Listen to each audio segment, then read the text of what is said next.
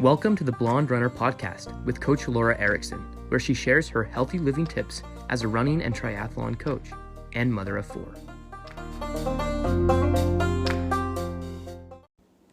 Well, I am excited to talk about meditation today, and I have a guest on that is fantastic. I actually met her in yoga class, and we became quick friends, so I really enjoy her. Jamie grew up in Mesa, Arizona. She attended college at BYU, or Brigham Young University. She danced in the BYU Ballroom Company and graduated with a degree in business entrepreneurship. She now lives in Bountiful, which is where I'm at in Utah, and with her husband and 4 children. She enjoys meditation, yoga, hiking, cooking, and eating good food and being with her family. She teaches meditation and loves helping others learn to connect with mind and body to promote wellness and health. Hello. Hello, Laura. Hey, how are you? I'm great. I'm so excited to do this with you. Yes, me too. I read your bio, as I mentioned before, and so you have a dance background, and I knew that when I first met you because I'm like, you are super bendy, my friend. You're not. I love that. We were, in yoga. I didn't know you, and you just came up to me after. You're like, who are you? I want to know you. And I just love that kind of openness. Yes. I was like, dang, that girl is like, you're strong and you're flexible. And I'm like, dang, I want to be like that. So, being a runner, and then we talked about that. We just hit it off. It's so great. And so I love to meet people like you because you just ooze like a positivity and like, and then we just have a lot in common, and we started talking about meditation, and I just thought, this gal has got it together. And I love like your like I said, just your uberance, So I wanted to talk about meditation today, and I think it's like super important. We're both on the same page with this, but I want to get your thoughts. Like, why is meditation so important? Oh my goodness. Yeah.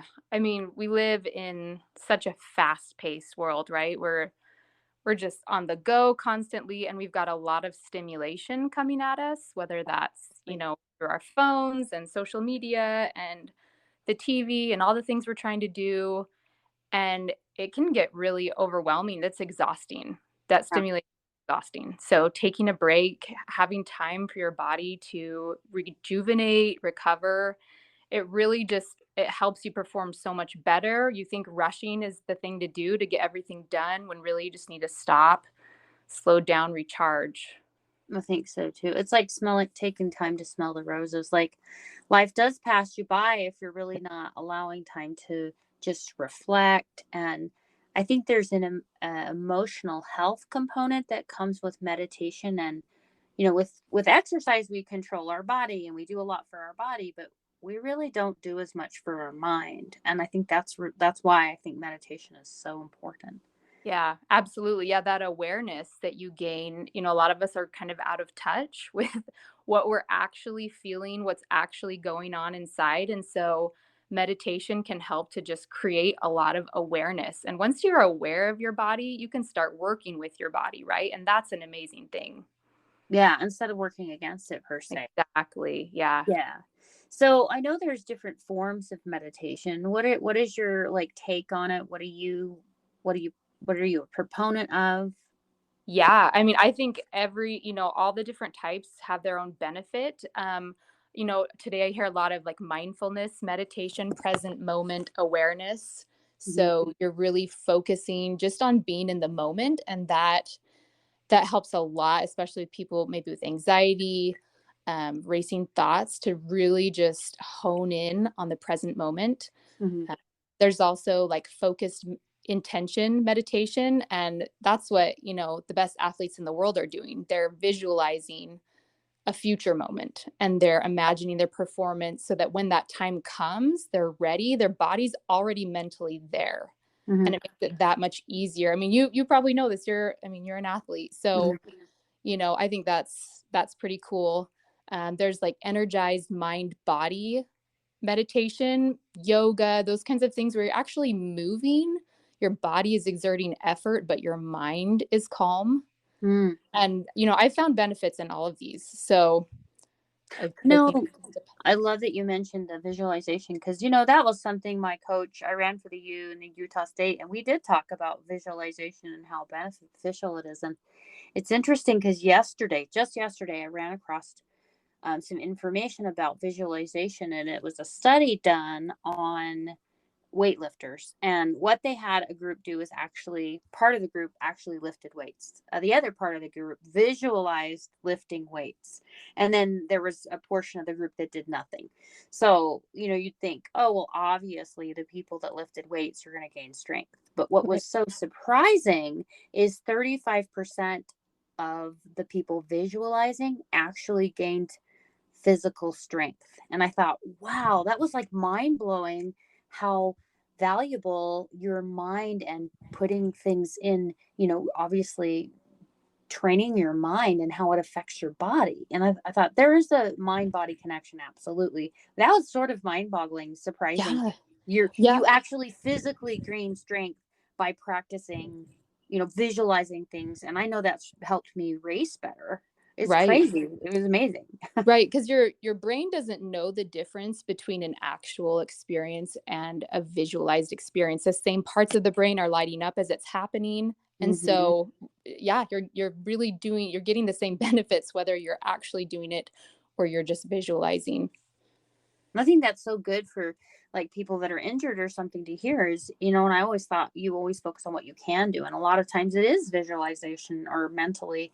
But you know, I've heard of people that have been injured, they haven't run in weeks and weeks and weeks, and they were able to perform their best marathon because they were out for an injury or whatever, but they still focused on cross training or whatever.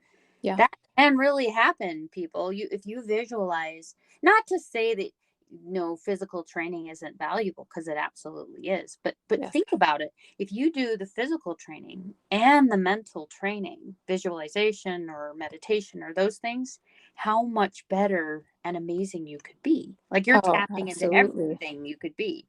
I just thought it Yes. was amazing. So Yes, I totally agree. And I found meditation kind of after doing a lot of other things for my health, after working on nutrition, exercise, all those things. And all those are amazingly beneficial, right? But yeah. after doing the mind work, I was like, man, I wish I would have started with this. I wish I would have known about it sooner because it would affect all of those other things and their ability to actually help me. It would increase, I think, their benefit and how fast I was able to gain those benefits from those things. So let me ask you this. How did you find meditation? Like what got you interested? Well, how long have you done it? And then what got you started? Yeah. I started yoga, oh gosh, like 16 years ago, which is different, but there's a lot of similar components. And I mean, the breath, the mindfulness, the body awareness, all those things I just absolutely loved. And then about 6 years ago, I was just kind of at a place in my life. I felt like a robot. I felt like I was Mm, going through my day. I was doing everything that, quote unquote, I should do. And yet I still just felt this kind of emptiness. And I had 3 kids at the time, and I had a lot of beliefs about motherhood and that, a good mom sacrifices everything for her children mm, and I always thought I should put their needs before my own.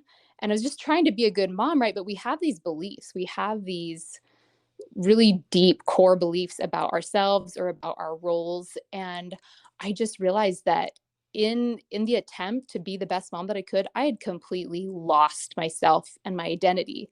Like mm, even in my own head, I would think of myself as mom. I wouldn't think of myself as Jamie. Like there was no Jamie left. It was mom and whatever that role was.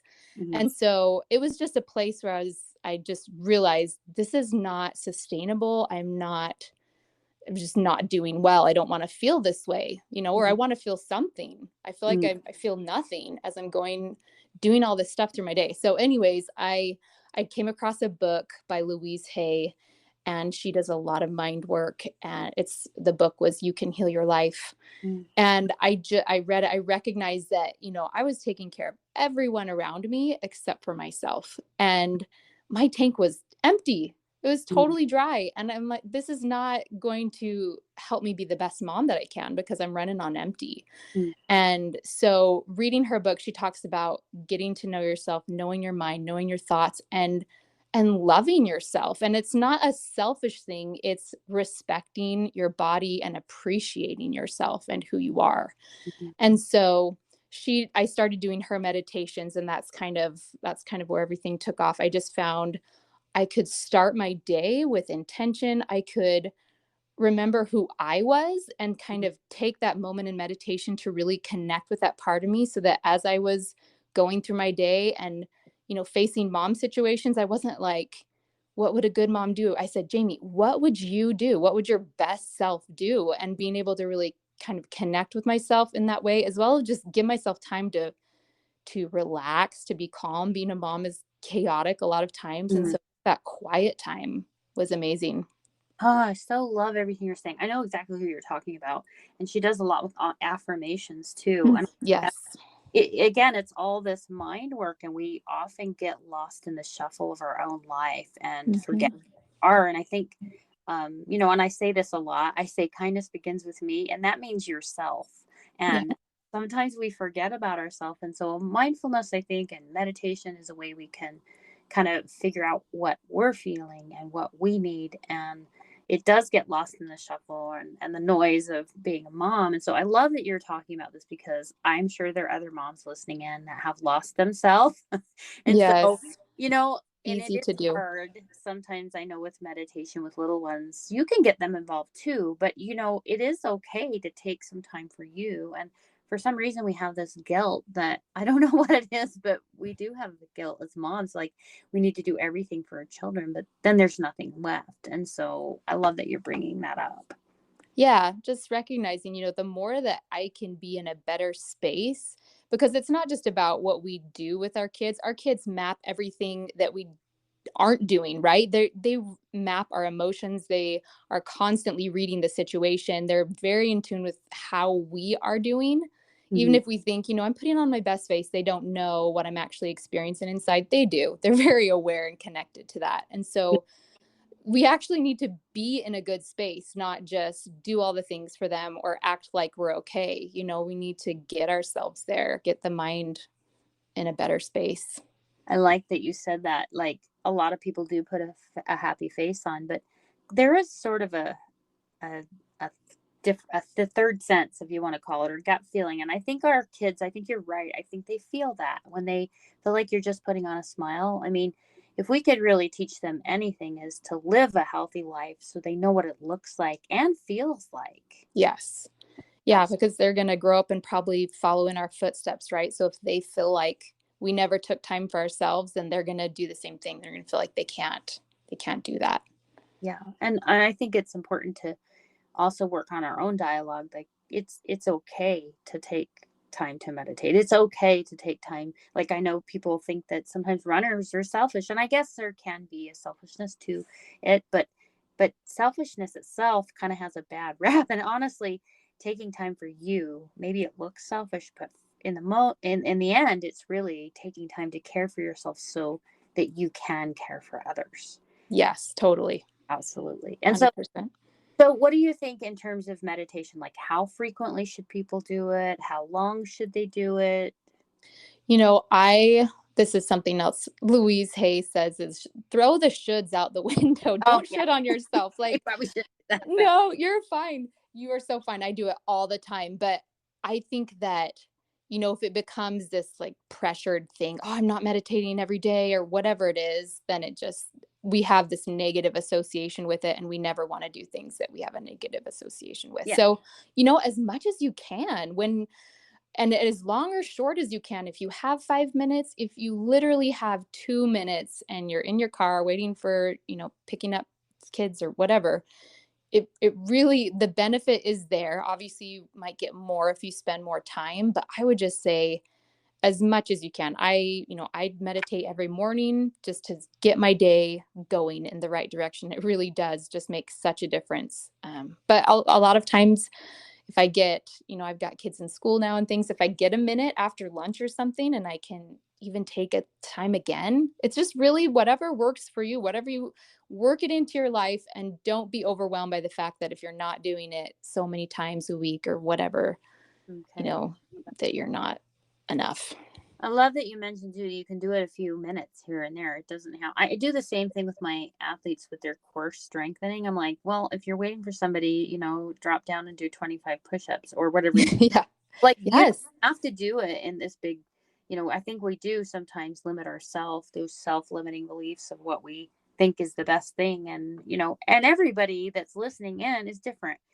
What type of meditation and that kind of thing might be different for everyone. And so, but the idea here is that we're introducing you to the idea. And there's usually there's different kinds of meditation. We know that. And I know I do some that are my favorite, but I think it is important. Sometimes you can do meditation anywhere, but I think it's important to know what to do to prepare. If you're going to have like more of a formal meditation, what would you say in terms of preparation for it? Yeah. Yeah. Great question. I think there's kind of three components that I like to think about. The first one is your body. And so preparing your body, knowing that this time that you're taking is for you. So support yourself however that looks. And a lot of people say, "Oh, well, if I'm, doing a meditation sitting down, that's the only right way, and lying down is like subpar." No, it's not. However you're going to feel relaxed is what you need to do. So finding a position, finding a quiet place if you can, getting pillows, blankets. You don't have to have any specific, meditation stools or anything. Just grab whatever is going to make you comfortable. And, the body is a really important part because that spinal column is sending messages, is sending nutrients from the brain to the body and back, right? It's constantly communicating back and forth. And so, no matter what your position is, it's just really important that your spine can be long. So, lying down, sitting up, whatever it is, just helping your spine get into a nice lengthened position. Oh, I like that. And Yeah. minimizing distraction, I would say, right? I mean, because Right. As much as you can, go outside, go in a room, turn down lights. Sometimes I have to go in, precarious places in my house to get some quiet, but do what you need to do.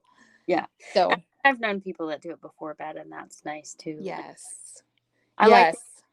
I like that you invite them to whatever position works good for them, but like that tall spine position is really good. So, Yeah. Yeah, so that's the body, and then of course your mind, which people feel like that's the main focus in meditation, which there is a lot there, but mhm. just like you said, giving yourself permission to kind of let go of your to-do list, of your worries, of your stresses for the day, because if you're not willing to set aside, it makes meditation just a lot more difficult. And so just kind of mentally, even, writing yourself permissions. I give myself permission for this time. I'm going to allow myself this time. And then just know that thoughts are going to come. A lot of people have the misconception about meditation that the goal is to have no thoughts, right? And that's intimidating for people. I think that keeps a lot of people from doing it, is because they're like, well, I can't sit there for 20 minutes and not have a thought. Definitely not have a thought. Mine is more like control your thoughts, because mine is like there's something in my brain all the time. It's like, Yes, and I mean, I get it. I'm there. That's why I do it. That's, for people that are like, I can't do it because I have too many thoughts. Like, that's why you need to do it. It's a break for your mind, It's like a 1 hour massage for mhm, your brain. mhm, When you walk out of massage and you just have that like feeling, mhm. and you can get that with your mind and just have that feeling. So just being totally non-judgmental, and again, giving yourself permission. The thoughts are going to come and go, and the goal isn't to not have thoughts. The goal is to watch them, to just kind of become an observer, but to not get too tied up in them. So if we like start focusing on a particular thought and going down the rabbit hole of, oh my gosh, this, and then we start feeling things, and when emotions come up in our body, then a whole cascade of things happens, and we're not getting to that good space in meditation that we want to, where we're rejuvenating. So That's kind of the mind work to prepare, is just knowing that it's okay. You're going to have thoughts. I'm not going to judge them. I'm going to be kind to myself and just have those thoughts come up, acknowledge. I just kind of, oh, yep, I know you're there. And then just let them keep going. Let them go. I know for me, I'm always sometimes like, oh, I'm going to forget that. So sometimes for meditation for me, I just do sort of a brain dump and I write down all these things. So like, I don't want to forget to do this, so it doesn't distract me. That's great. Super Yeah. helpful. Yes, totally. That's such a great idea. And then you can, have it off your plate and not worry about it. Yeah, and that really helps me at least. So anything else? We are going to do a meditation today, and so we're going to head into that pretty soon. Any other tips for them as they, obviously getting in a place where they're not distracted, getting in a comfortable position, anything else that's helpful for meditation? Yeah, so just the last component that's probably the most important is the breath. The breath is amazing. It's what really makes meditation what it is. And it serves a couple purposes. Number one is it helps to constantly refocus, because our minds do get distracted. It's called monkey brain, right? Like we're swinging from tree to tree. It's like, oh, I've got to do this tomorrow. Oh, wait, I'm worried about this. And so the breath helps to just come back to the present moment. And so when you find yourself doing that, it's okay, it's normal, but you just come back to your breath. And there's a lot of different, breathing techniques or whatever, but just as long as you're breathing, that's the important part. The other purpose of the breath is that it's going to slow brain waves down. And if you have slower brain waves, you're going to have slower thought processes. So if you have a hard time slowing down the thoughts, again, really focusing on your breath and specifically the exhales, because when we inhale, we're recharging our body. When we exhale, we're calming the body. So some people say, okay, take deep breaths. And so they're really taking these big inhales, and they're not calming down. And that's because you're actually energizing your body. So, you still want to inhale, but if you can really focus on the exhale and even maybe make the exhale longer than your inhale, you're going to find yourself getting into that awesome space where you just feel almost like you're asleep, but you're not, but you just feel super chilled out and calm. And so, yeah, the breath is really important. Oh, I'm so glad you mentioned that. I don't know if you've heard of 4-7-8, but that's something that I've done a little bit when I wake up in the night. It helps me, but we'll have to talk about that more. But I love that you said the breathing, because, okay, so I hope everybody's prepared, because the next segment we're going to go right into meditation and she's going to lead us through that. So I'm excited for that. Awesome. Okay.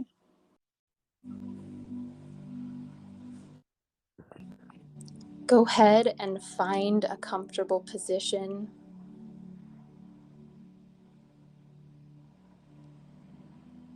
Lying down or sitting. It's finding a long spine. So lengthening out that spine. Creating space between the vertebrae.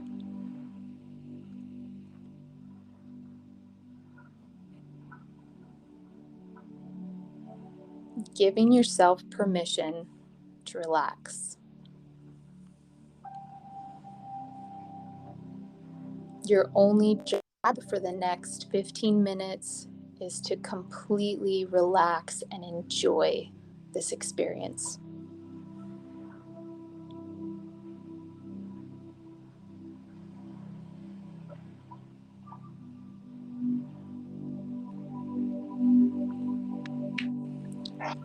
Becoming aware of your breath, where it's at in your body.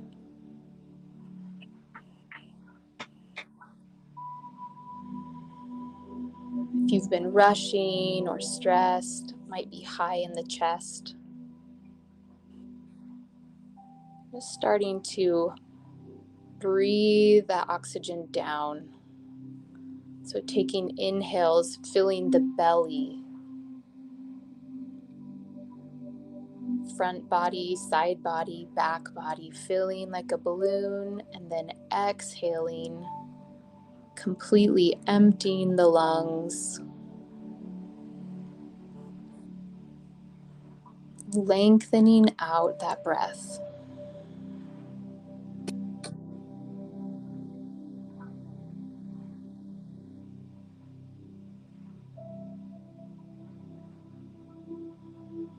We're going to take a 4-6 breath. So inhaling for 4 counts,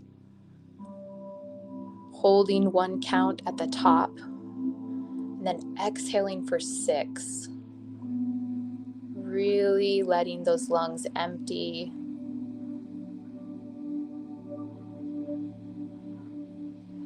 Holding at the bottom.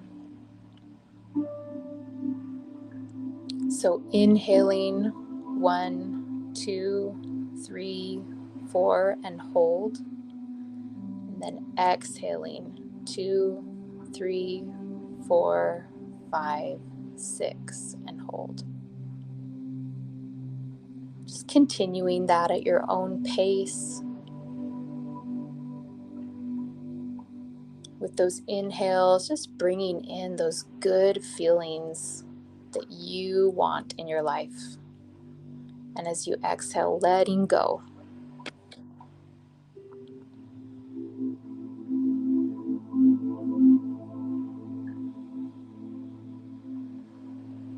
Inhaling through the nose, exhaling out the nose or the mouth.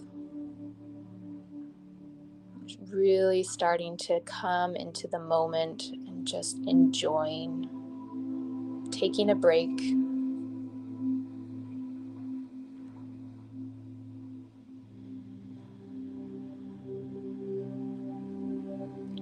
Inhaling in joy and happiness, connection,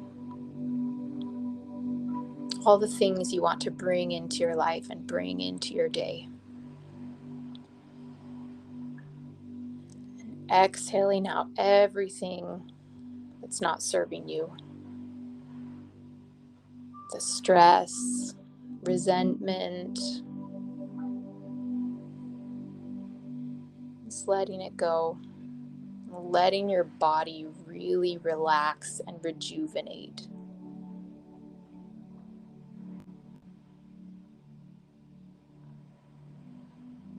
Just imagining the end of this meditation, imagining yourself feeling calm and peaceful and energized but relaxed.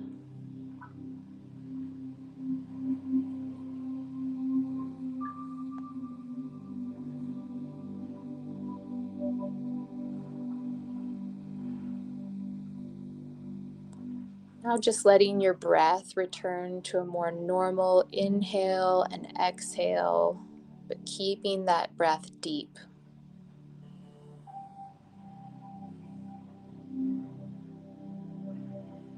Filling the belly, emptying the belly.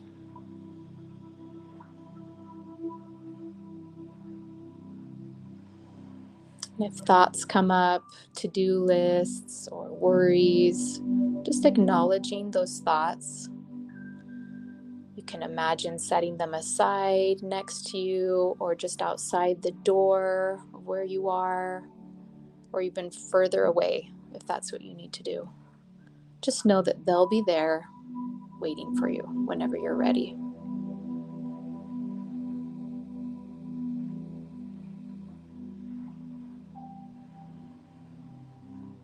Right now, you get to enjoy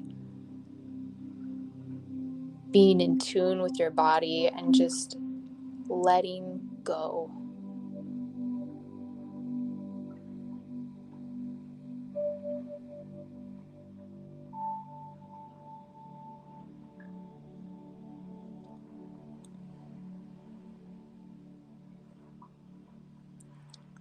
Visualize a waterfall starting from the top of your head and just rushing over your body, down the body, out the hands and the feet. With every exhale, you're just going to imagine that water rushing over you and just releasing tension, tightness in the body, stress. Every exhale, just let it wash right over you, out the toes and the fingers.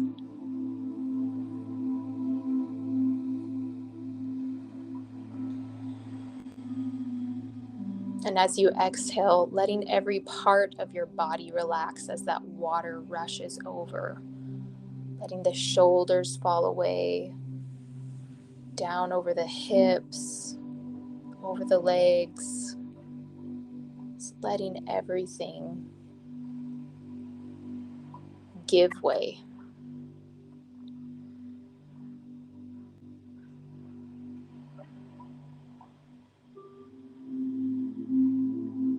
Inhaling, exhaling, letting that water rush over you.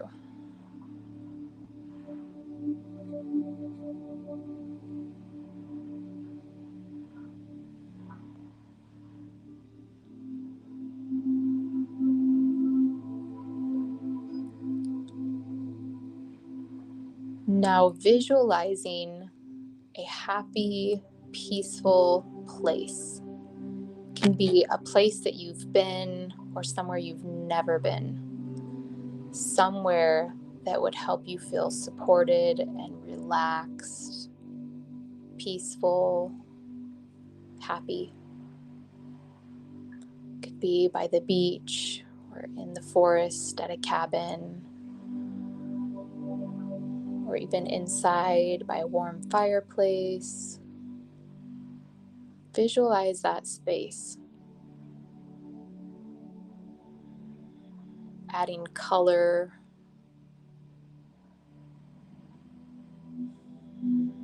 noticing the sounds, the smells.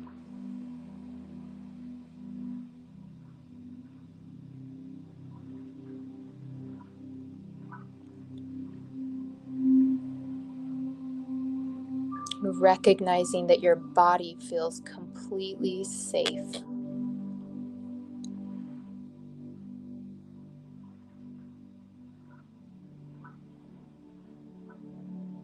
And just exploring on your own for a moment your happy place.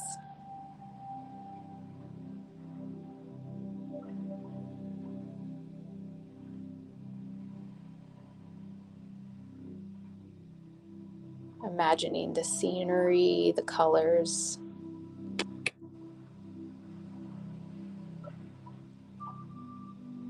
nature, the objects around you.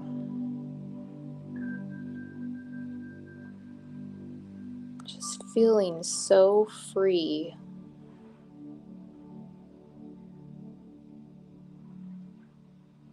Let that feeling wash over you.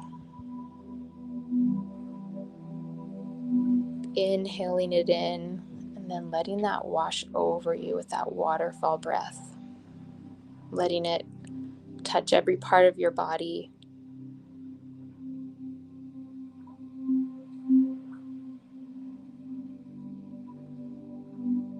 Feeling it in your heart. Let your heart space fill up with that emotion.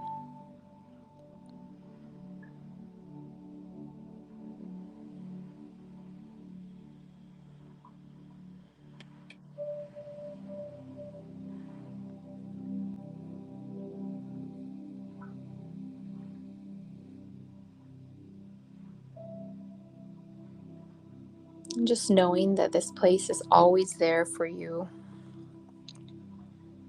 Anytime you need a break, you need to calm down.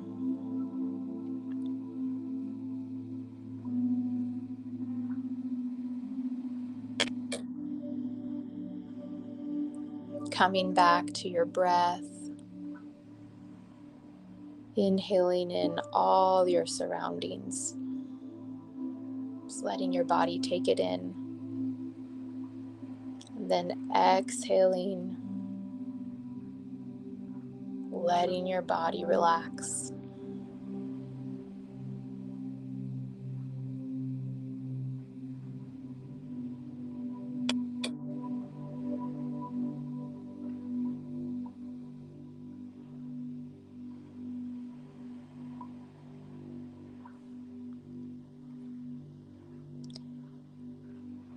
Inhaling, exhaling.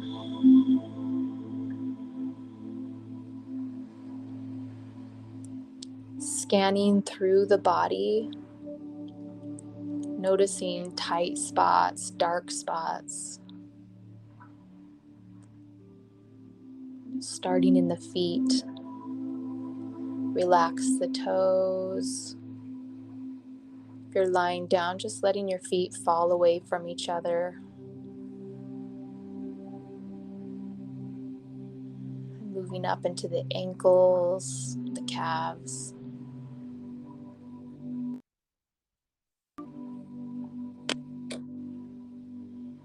Up through the knees, around the joint. Just releasing.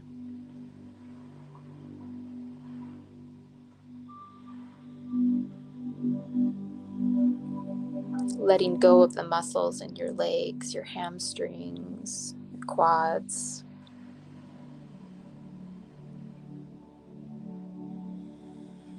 Moving up into the hips. We tend to store a lot of emotion in our hips. So becoming aware of your body, seeing if you can release even just 10% in that hip area. Moving up through the torso, the back, the spine, the heart space. Noticing if you feel tight. You might even be protecting yourself. A lot of times when we're hurt by others, can shut down that heart space a little bit or even become tense. Roll the shoulders forward, trying to protect ourselves. Just really open through that area. Let the shoulders fall away.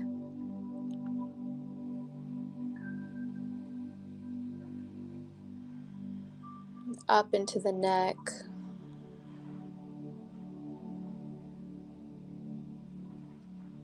Letting go of stress.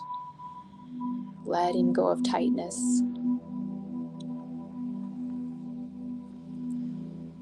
Up into the head.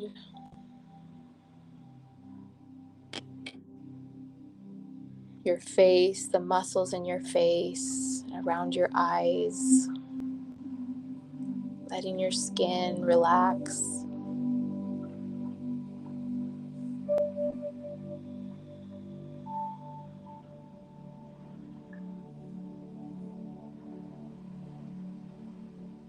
Noticing how you're feeling compared to when we started.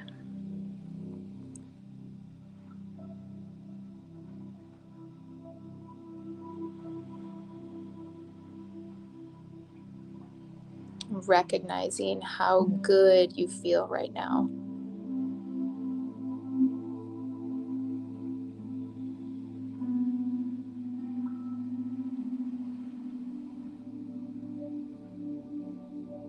Wiggling the fingers and the toes, it's coming back into your body and into the day.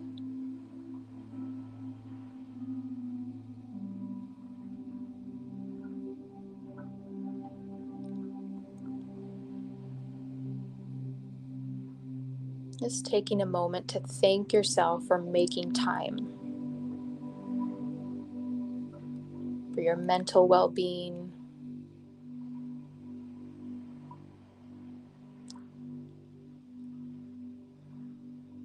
Feeling in your body and in your heart and your mind that you've filled yourself up a bit. So more to give.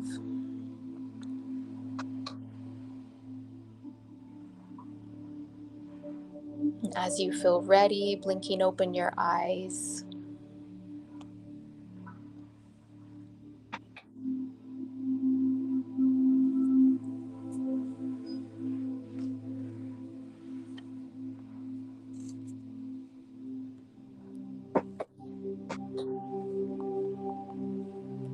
So great to spend this time with you. Thank you.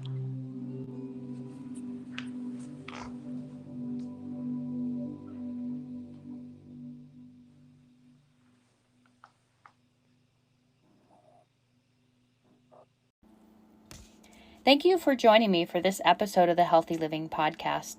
Be sure and check the show notes for resources or links that we mentioned in the show. You can also find them on my website at blonderunner.com.